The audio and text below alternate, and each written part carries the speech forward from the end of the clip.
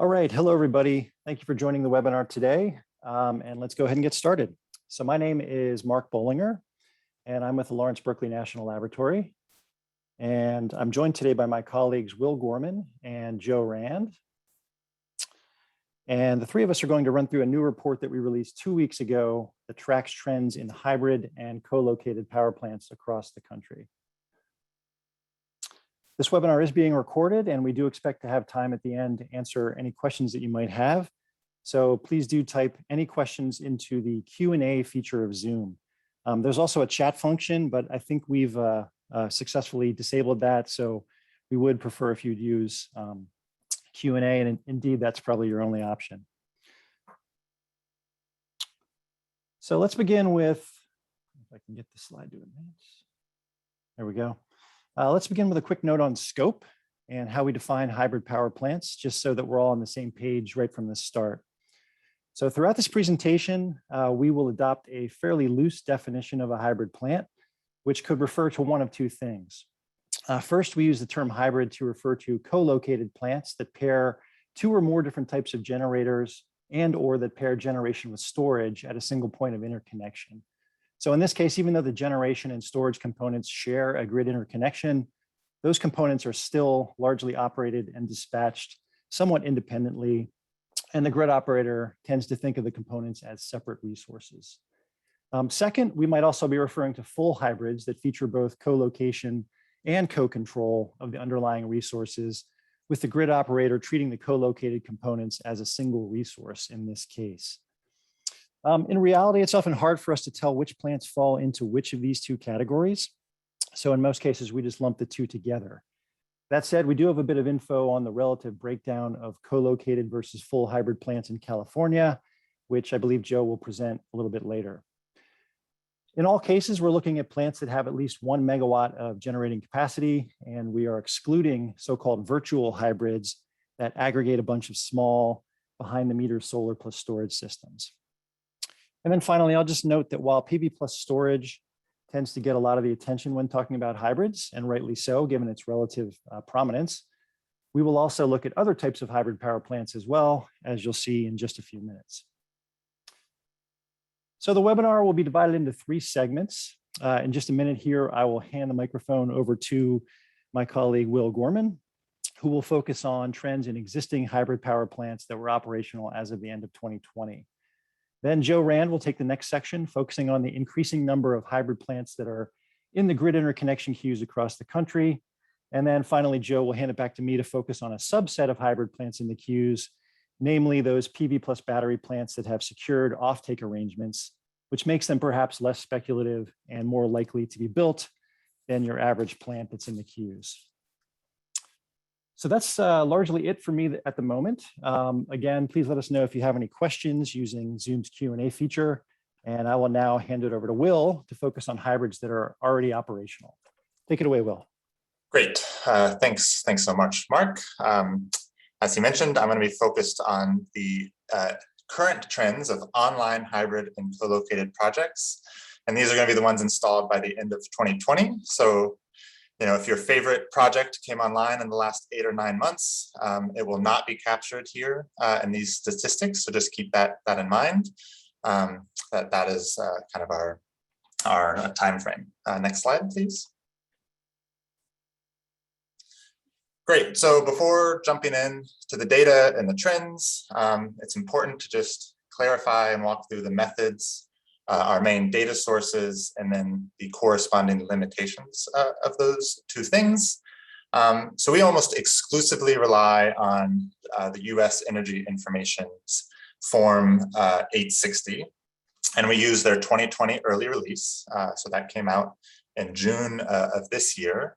And this is a form that owner-operators of power plants fill out to provide public information about their power plants of a certain size. And so we focus on power plants that have 1 megawatt of combined capacity. So this will not be a talk about smaller residential rooftop solar and storage plants. This will be of a certain size threshold. And it's important to point out that there's an early release of this EIA data because ultimately they do some checking of this later on, and they release a finalized version towards the end of the year after kind of the time frame. So that will be later this year that you'll get a 2020 final release. And so this is just to comment on the second point that we don't do too much spot checking to correct the EIA data. We take a lot of it as given. And so the method by which we try to identify these co-located and hybrid projects is we find power plants that have different prime mover technologies. So you think of a steam turbine and maybe a PV plant, but they have the same EIA ID. And so this suggests the co-location of generators at one plant, one point of interconnection. It does not suggest that these are co-controlled. And as Mark mentioned, we don't have good data or really any data on the online suite of projects that are kind of operating or interacting with the grid in any co-controlled nature. And so that's why we really kind of want to stress this co-location point of this presentation. And then again, as Mark mentioned, we can't identify virtual hybrids. So some other challenges and limitations, even though we are focused on larger plants here, relatively larger ones, it still is difficult to separate behind the meter and microgrid resources from front of the meter resources, because there could be, and there are, larger behind the meter resources above this 1 megawatt threshold that would fall into this data set, but it doesn't necessarily mean that they are actually integrating into a wholesale electricity market at the utility scale. So that's just something to keep in mind as we are presenting these trends.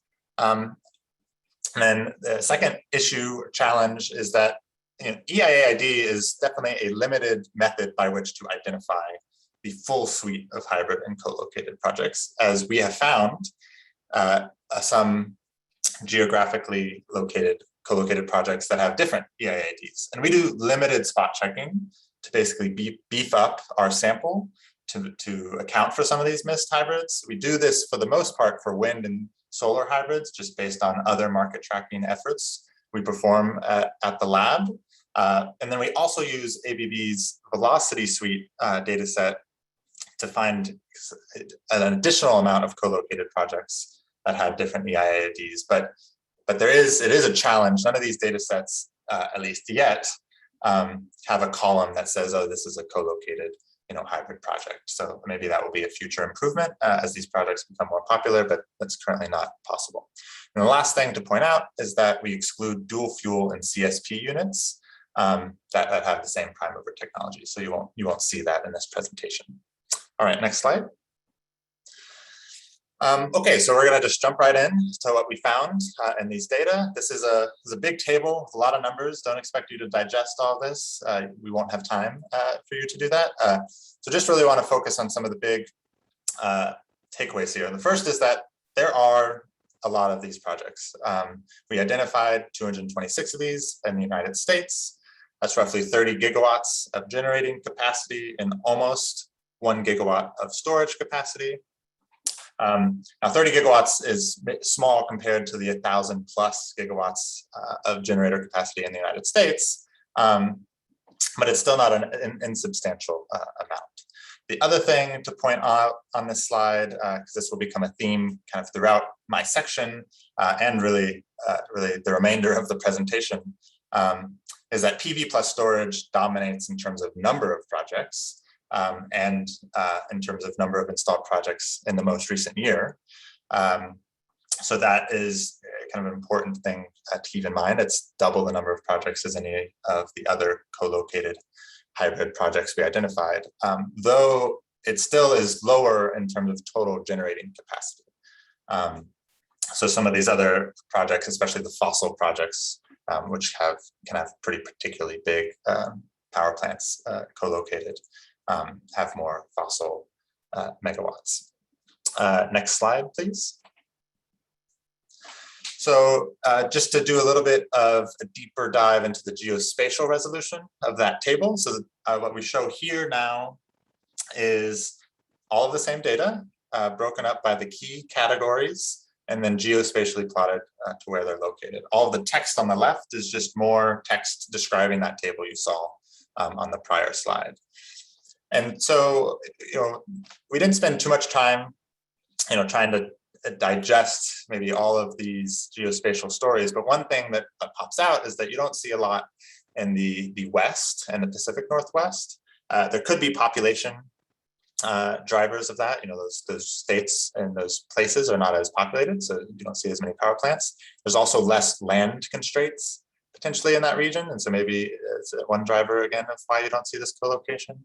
But for the most part, really across the country, you see that these projects get co-located, and there's not necessarily strong trends. Another thing I want to point out before leaving this slide is, we talked about how PV and storage have the majority of projects. You can see a smattering of them in the Northeast, especially in Massachusetts. And this just goes to the point, which we'll talk about in a little bit more detail later on, but that some of these projects might not be utility scale. That could be a lot of these behind the meter smaller projects that are typically a little bit more popular in the New England territory. But let's move on to the next slide. So now in the next few slides, I want to spend a little bit more time talking about some of the configuration details of these, the most popular technologies to co-locate. And so on this slide, I really want to focus on the storage capacity that is co-located. And what we found is that PV plus storage projects include almost twice as much storage energy as any other hybrid pairing. And so you can see that in these right two columns where we have storage ratio and duration. The storage ratio is just a calculation of the amount of storage capacity to the generator. So if there's 1 megawatt of PV, we show that there's 0.25 megawatts of storage. That's the storage ratio. And you see that that is significantly larger in the PV plus storage projects that we found. And then the duration is a measure of how much energy is in the storage. So if you have a 1 megawatt storage facility that has a 2 megawatt hours of energy capacity, it can last for 2 hours. So it has a 2-hour duration. And you can see the PV plus storage durations are double the second meter, which would be fossil plus storage units. Next slide, please. So wanting to present the same information on this chart, but thought that instead of just presenting the capacity weighted averages, which is what you saw on the prior slide, to actually give you a bit more flavor, show the distributions of those two storage traits, mainly to just drive home the point that batteries are larger on PV plants, PV plus storage co-locations. And they're larger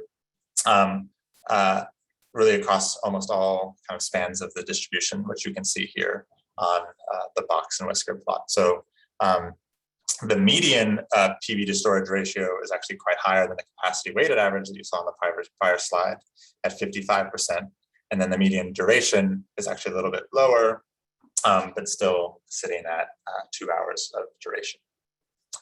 Next slide, please. Great. So in the next 2 slides, I want to do a little bit of a deeper dive into the PV plus PV hybrids, PV co-located projects, and then the wind co-located projects.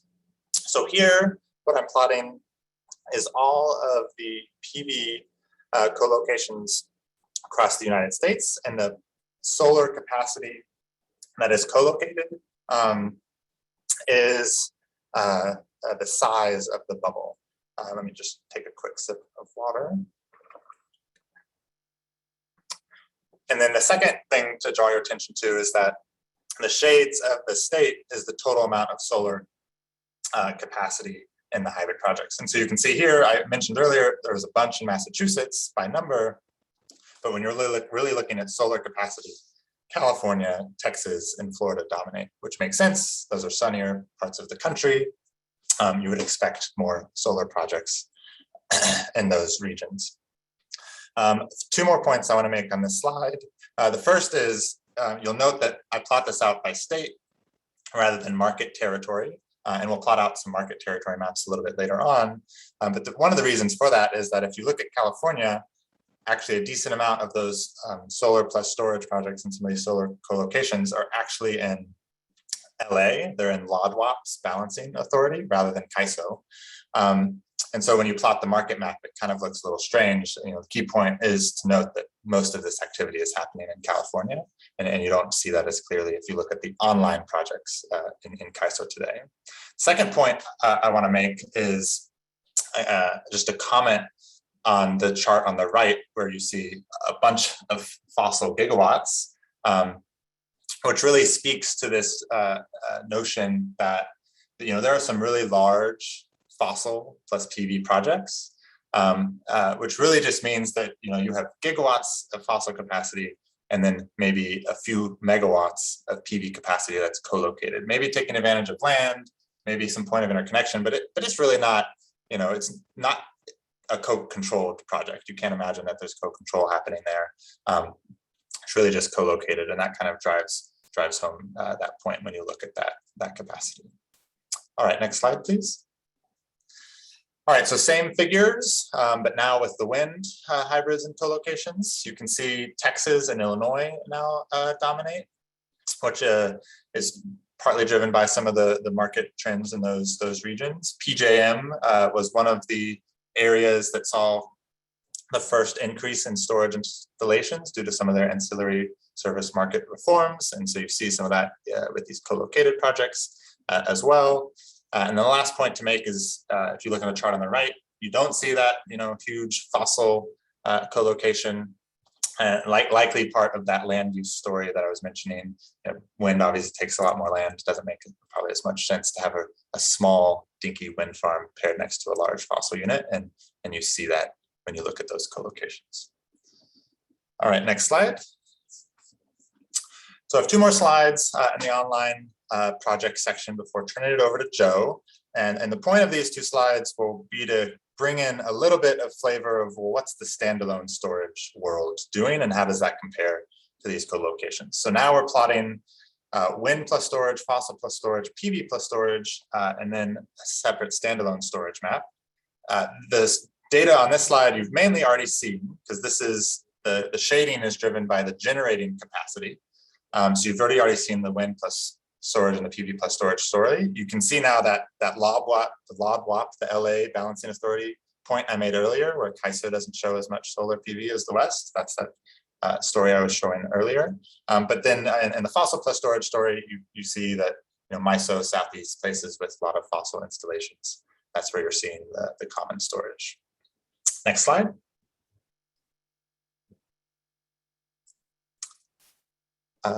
Next slide, Mark.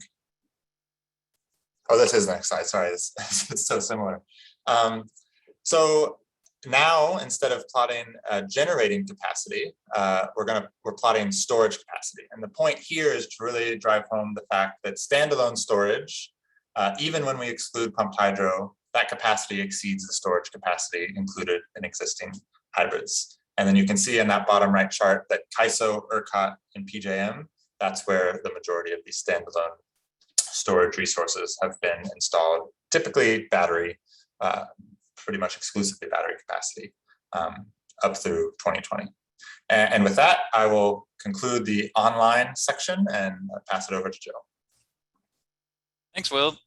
So yeah, in this section, as Will just alluded, we're going to turn away from projects that are existing to look at proposed hybrid projects that have applied to connect to the US transmission system. Go ahead to the next slide, please, Mark. So a quick background on the data. Yeah, so the data I'll summarize in this section come entirely from transmission interconnection queues. Many of you in the audience might already be familiar with what the interconnection queues are, but I thought it would be useful to give a quick primer or definition. So in a nutshell, every grid operator across the US requires projects seeking to connect to the grid to undergo a series of impact studies. And that process basically establishes what new transmission equipment or upgrades would be needed before the project could interconnect to the grid system, and also assigns the costs of that equipment. So all the projects kind of lining up in that study process are known as the interconnection queue. So we collected data from all 7 ISOs or RTOs across the US, as well as we collected interconnection queues for 35 non-ISO utilities. And across all of those 42 different entities, we estimate that that represents about 85% of the total US electric load. These data that we summarize here, again, include only projects that connect to the bulk power system. So kind of like how Will had a megawatt threshold for the existing projects, we're really not looking at like behind the meter projects here. And finally, just to reiterate that the data summarized here represent a snapshot as of the end of 2020. So we'll update these data again as of the end of 2021. For some of the queues, hybrid or co-located projects were really clearly indicated in a data field called generator type or something of that nature. But in other cases, we had to kind of manually identify hybrids using other available fields. Those other fields might include like if they shared a point of interconnection, if they were the same sponsor, had the same queue entrance date and or proposed online date, things of that nature. And finally, I just want to point out that only a subset of the queues actually explicitly broke out the storage capacity from generator capacity in hybrids. So where those data were not provided, we just estimated the storage capacity using average storage to generator ratios from other projects where those data were known. Next slide.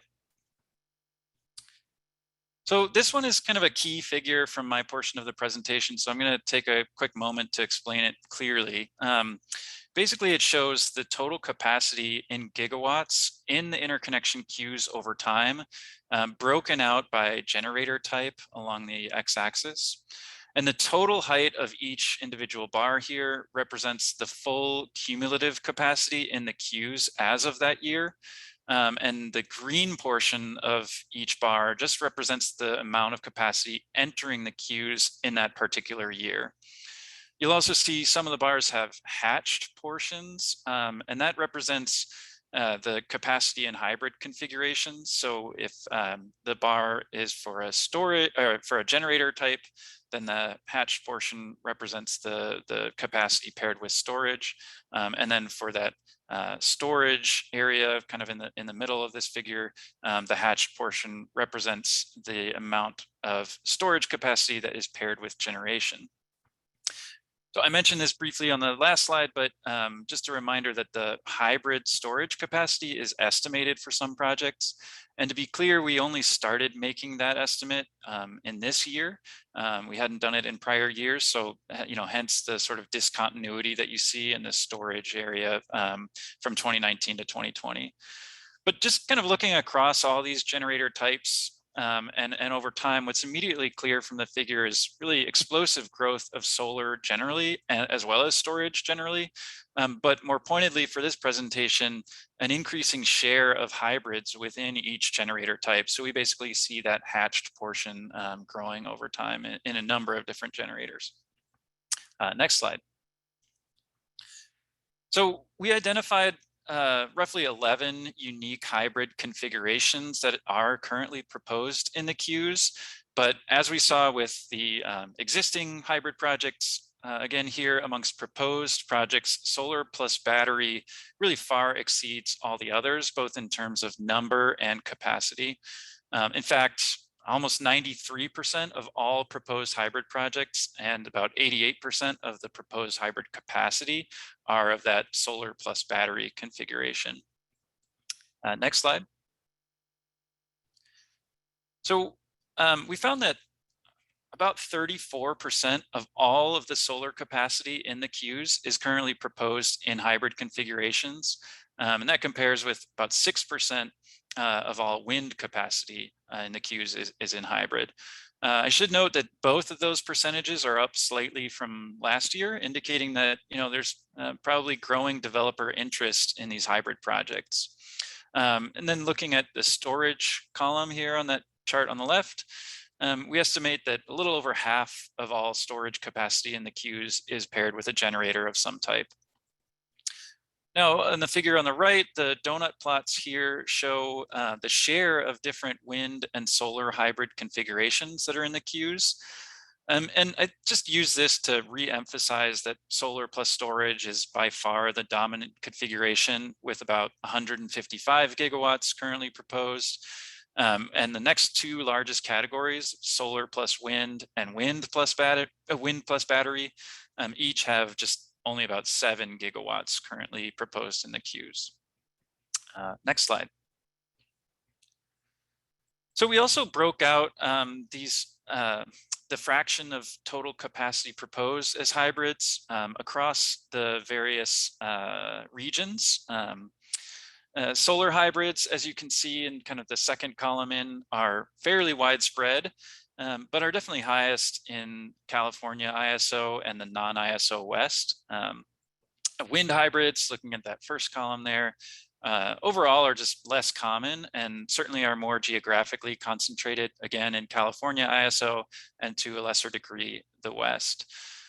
Similarly, we see kind of natural gas hybrids are just less common overall and quite concentrated in ERCOT and SPP.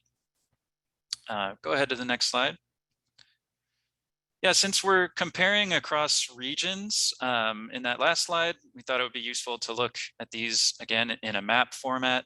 So the maps here show the proposed capacity by these different regions for wind plus storage, solar plus storage, and standalone storage. And just comparing the first two maps on the left and in the middle, we can clearly see the dominance of solar plus storage in comparison to wind plus storage, but we can also really point out the concentration of hybrids in California and the West. I guess I'll point out here as well that Will indicated that a lot of the hybrids he had seen existing were in LADWP territory, and for our purposes, that would have been lumped into the West non-ISO region here. So that there could be a number of those proposed solar plus storage projects that are shown here in the dark blue for the West that are actually in California.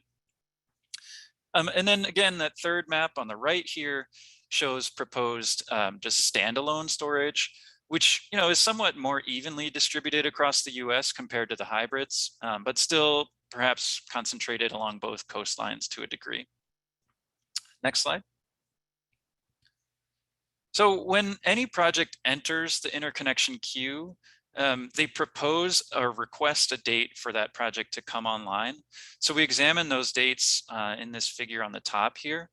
And as well, the interconnection study process really consists of multiple stages and goalposts that culminate in a signed interconnection agreement, which basically gives the developer the green light to proceed with interconnecting the project.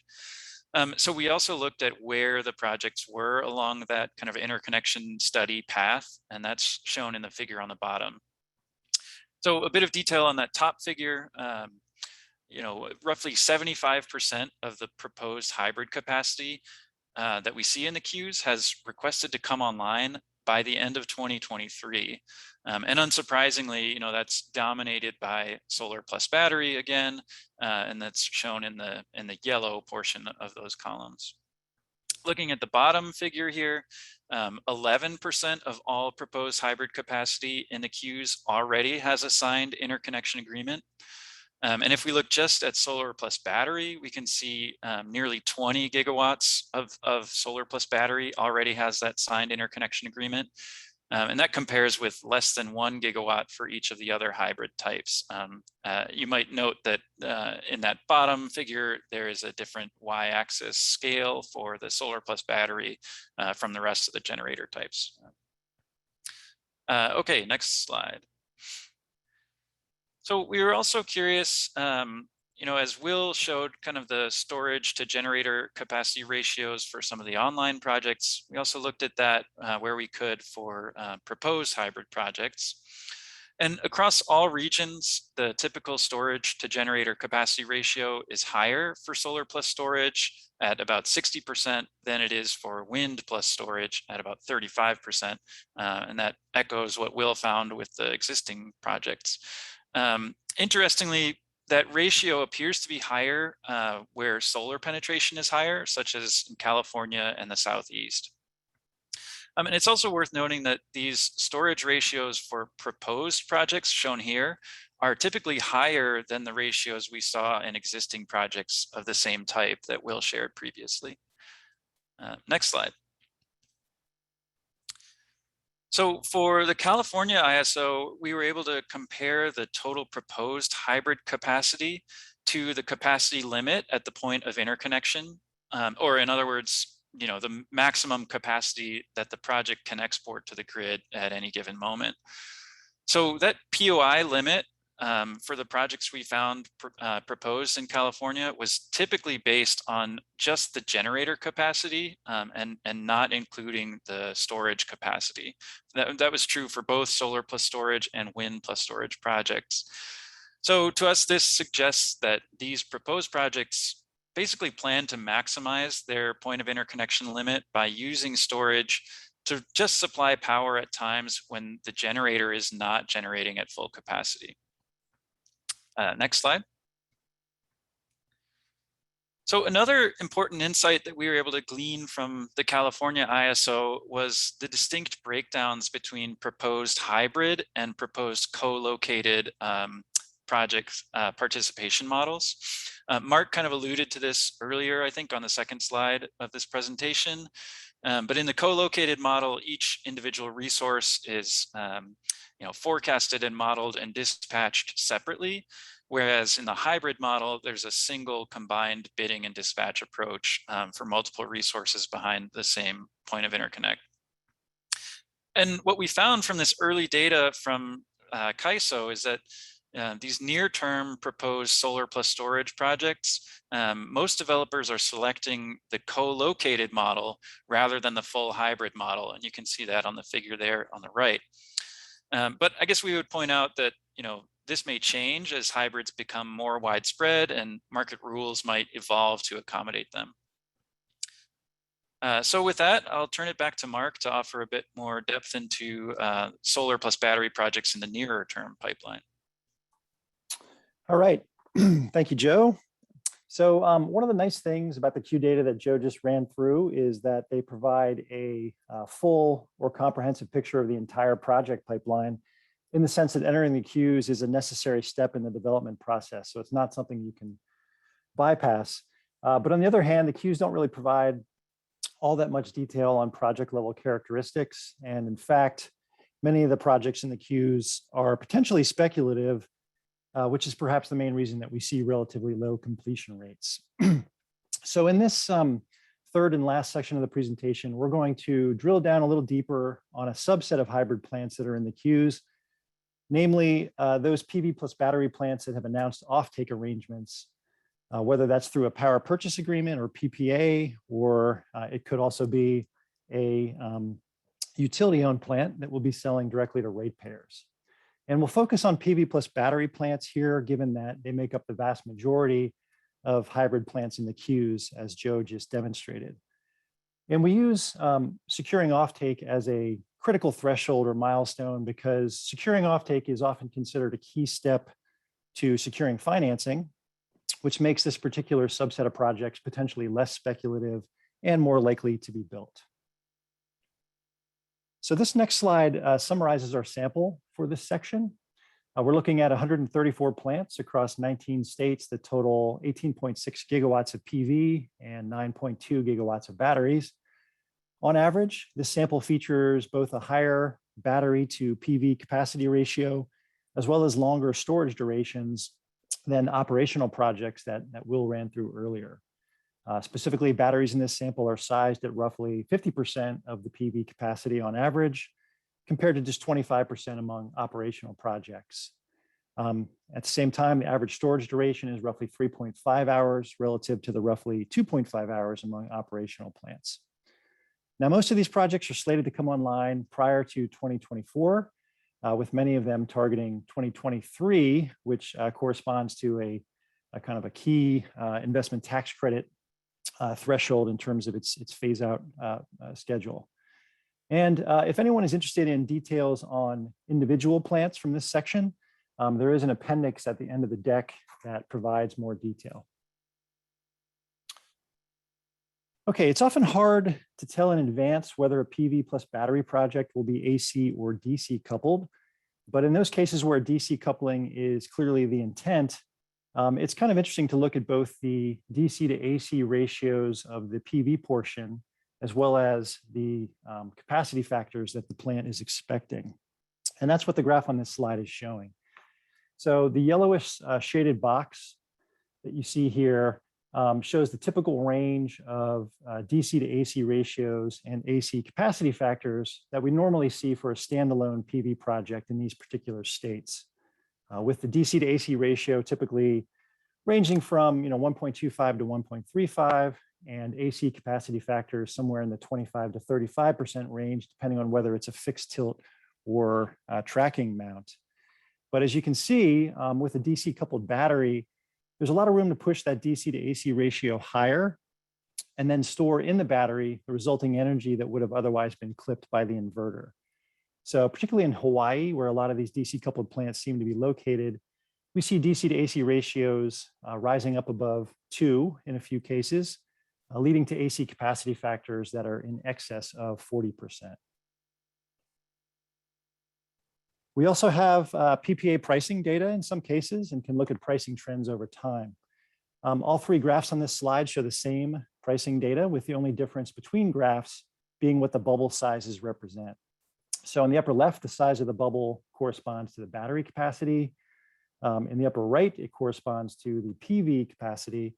And then finally, in the lower right, it combines those two and refers to the battery to PV capacity ratio. And let's focus on this last graph in the lower right, where there are at least a few things worth calling out.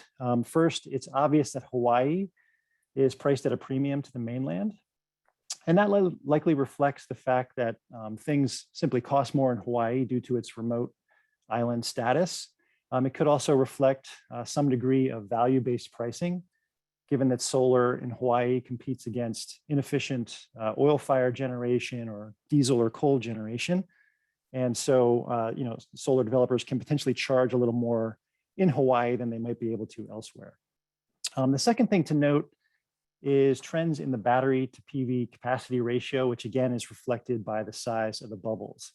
So in Hawaii, this ratio has historically been at parity or 100%, reflecting Hawaii's solar saturated grid and the desire to ensure that any midday PV generation has the ability to flow directly into a battery rather than out onto the grid during times of oversupply.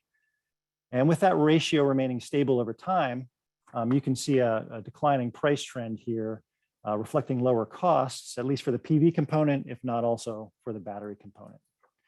In contrast, on the mainland, which is shown in blue, the battery to PV capacity ratio is typically less than 100%, but seems to be increasing somewhat over time. And perhaps due in part to this relative increase in battery size, the temporal price trend looks a lot flatter on the mainland than it does in Hawaii.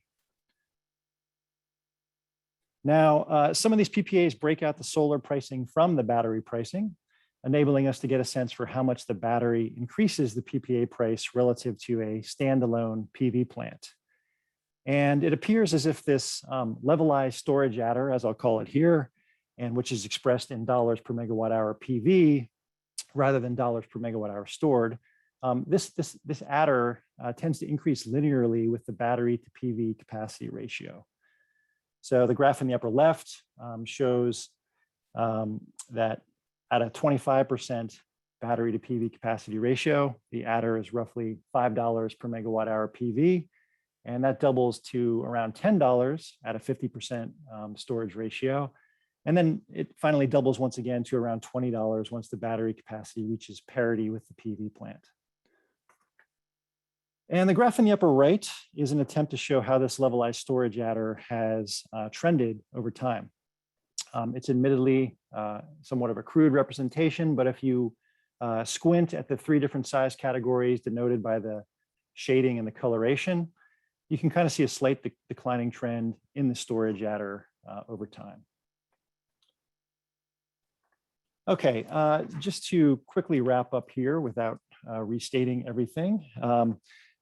Although the number of operating hybrid plants of any type really is still relatively modest, as Will demonstrated, there is a huge pipeline of hybrids coming along, particularly in the western part of the country. And most of these are PV plus battery plants. The near-term pipeline of PV plus battery plants tends to feature larger batteries with longer durations than what we see among the existing fleet. And the PPA pricing for these projects seems to be coming down, at least modestly, even though we're moving towards larger batteries with longer durations. And with that, I'd like to thank you all for tuning in. I'd also like to thank the U.S. Department of Energy for funding this work. And then it looks like we have a few questions, so I'll turn it back to Will and or Joe to kick us off for the Q&A portion of this.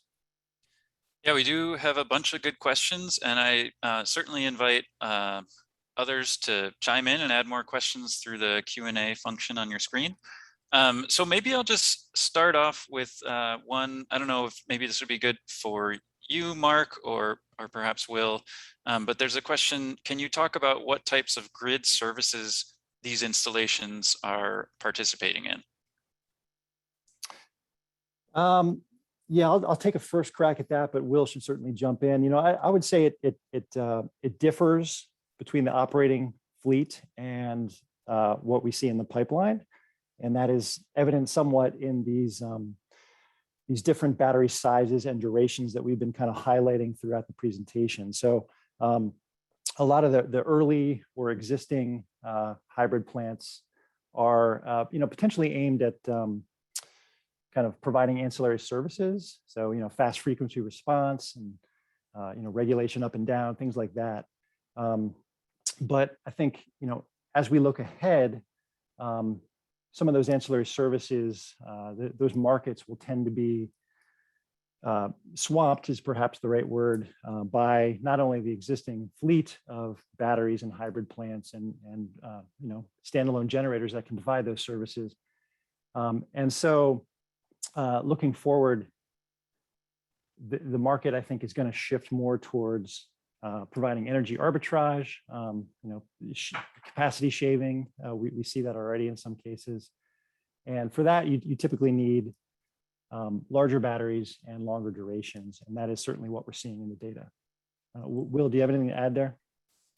I think that really covered it pretty well. This notion that, in the current markets, mostly AS, ancillary services, with some energy. So these projects are definitely co-optimizing these two services.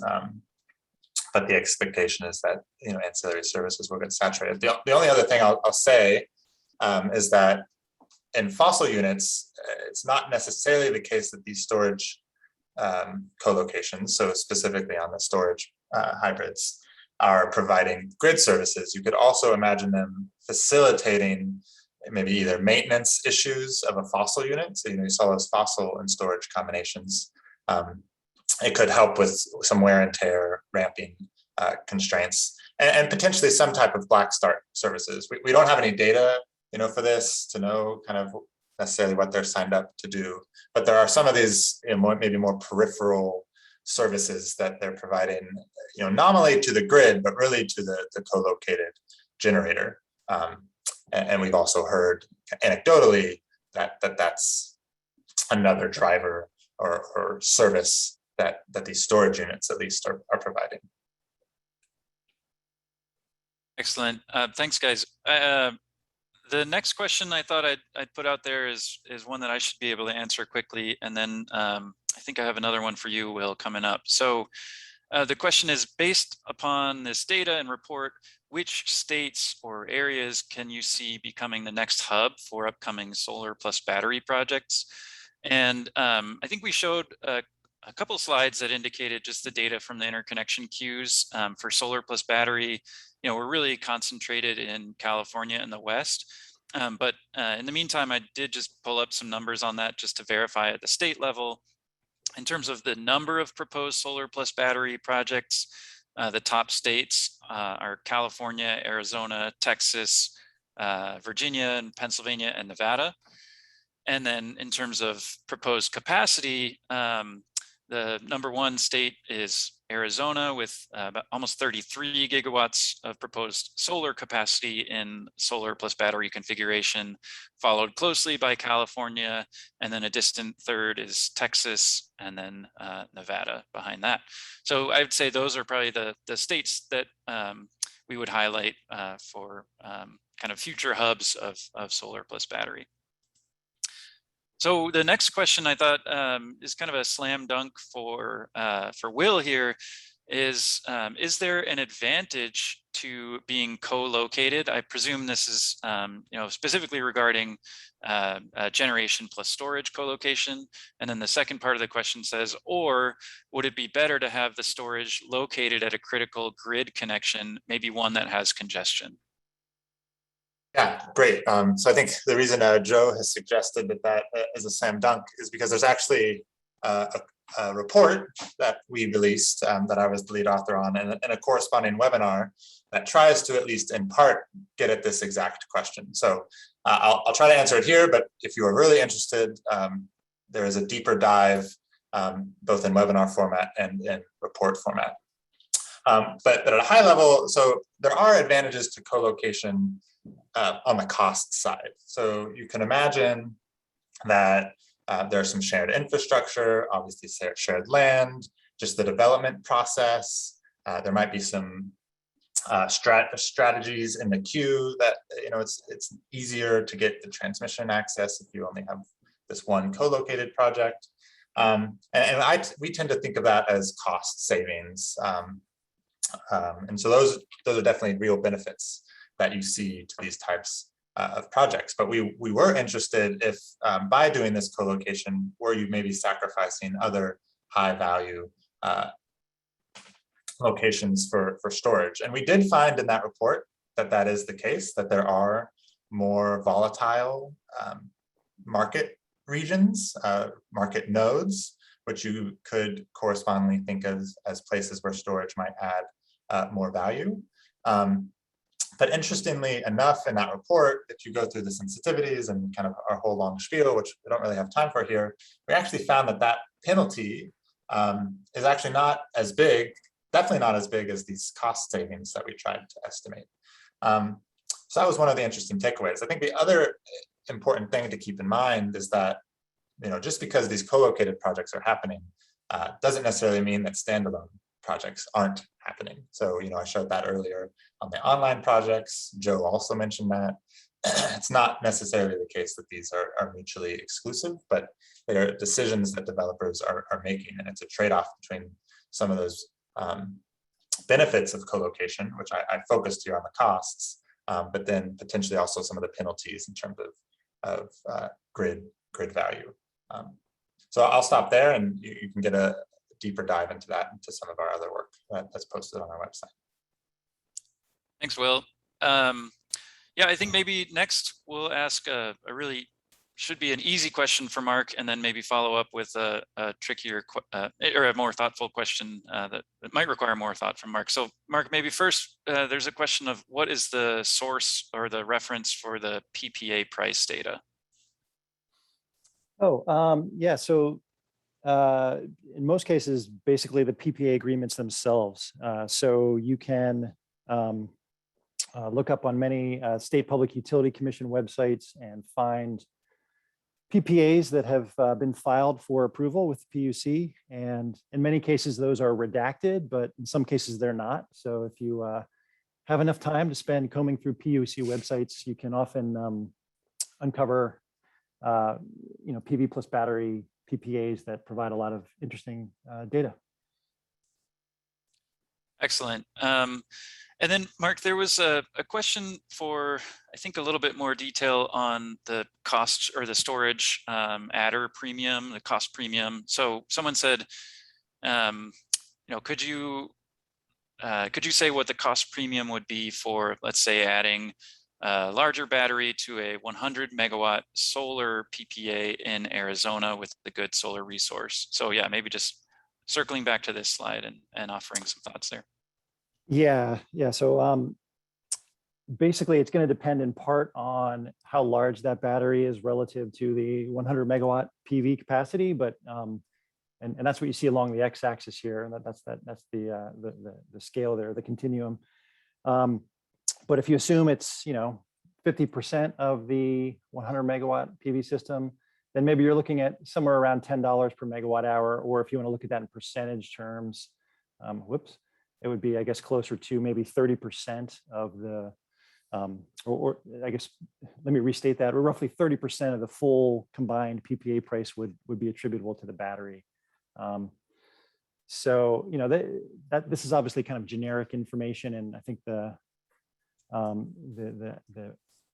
asker was asking about Arizona specifically. You know, some of these projects here, I believe, probably are from Arizona, but certainly a lot of them aren't. But you can still see that the trend is still fairly uniform, even though we're looking across different states here. Yeah, that's great. Thanks, Mark. Yeah, here's an interesting question.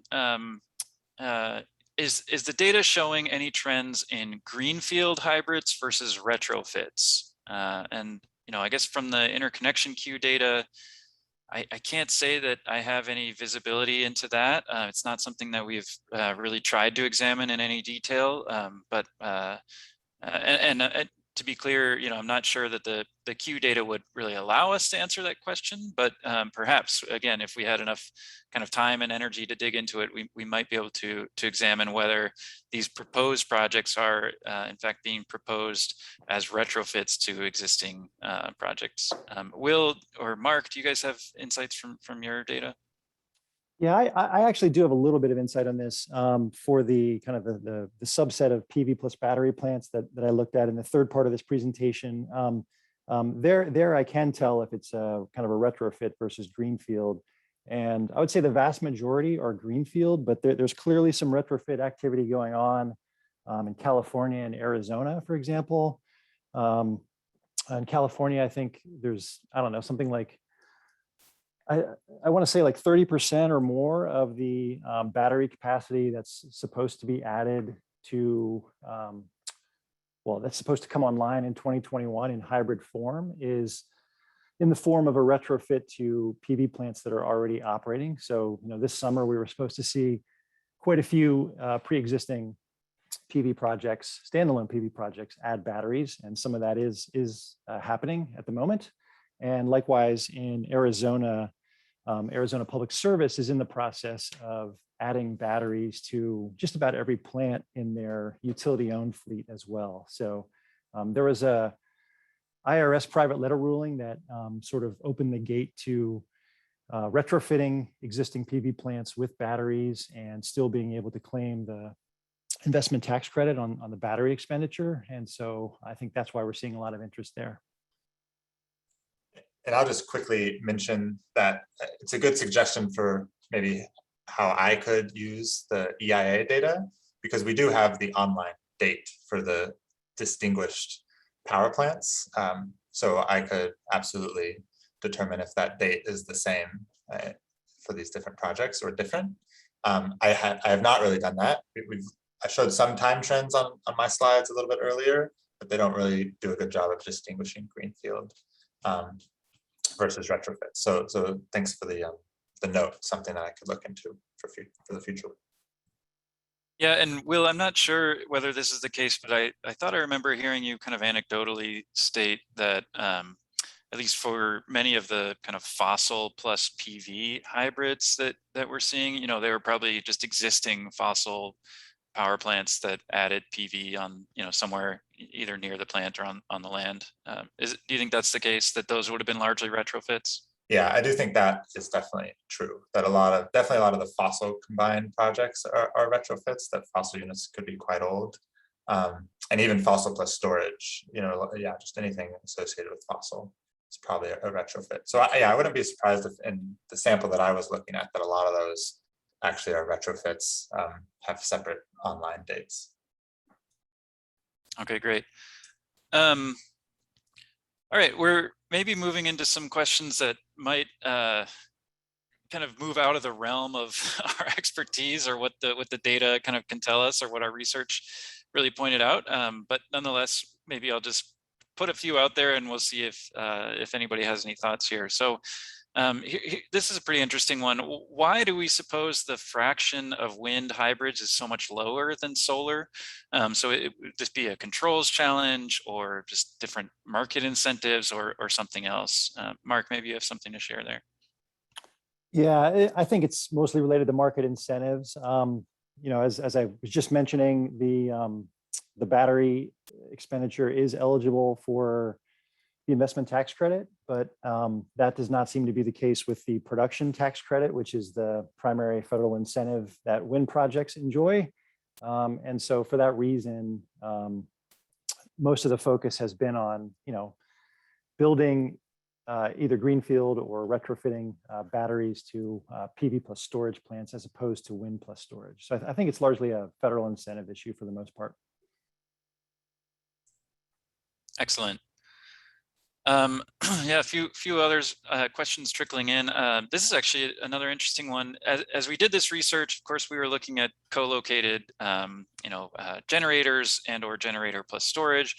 But did we see anything with respect to co-locating load to generator projects instead of co-locating storage? So, for example, putting a cryptocurrency mine or a data center next to a generator.